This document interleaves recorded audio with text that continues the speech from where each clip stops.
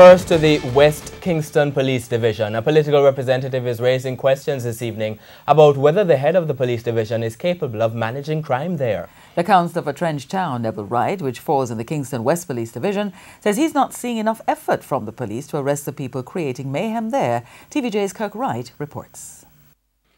Communities within the Kingston Western Police Division are having a serious flare-up of murders and shootings.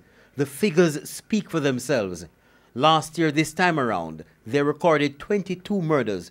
Now there are 42. For shootings, there were 39. Now it's 57. The last two murders in that division happened on Wednesday, an hour apart. Senior Superintendent Howard Chambers is the commander responsible for managing crime in that division.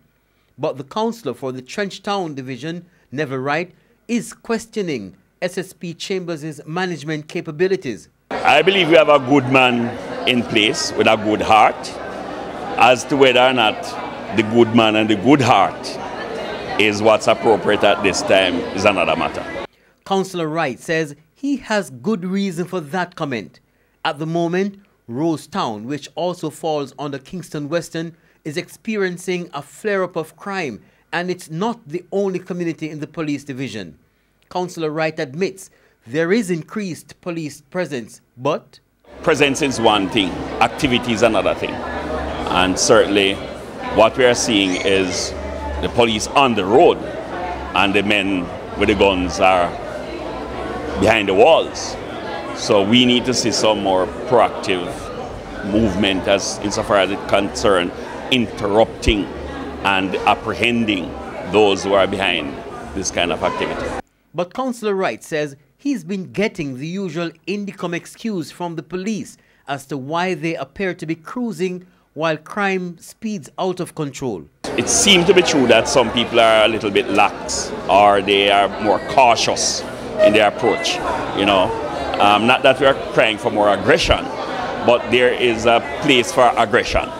You know, because the guys who are firing the guns and creating the mayhem, you know, you can't handle them with kid gloves.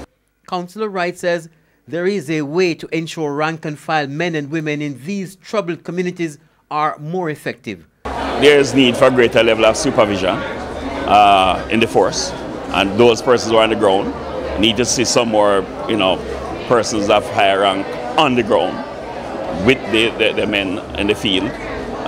Something that we saw before, and we know it's possible.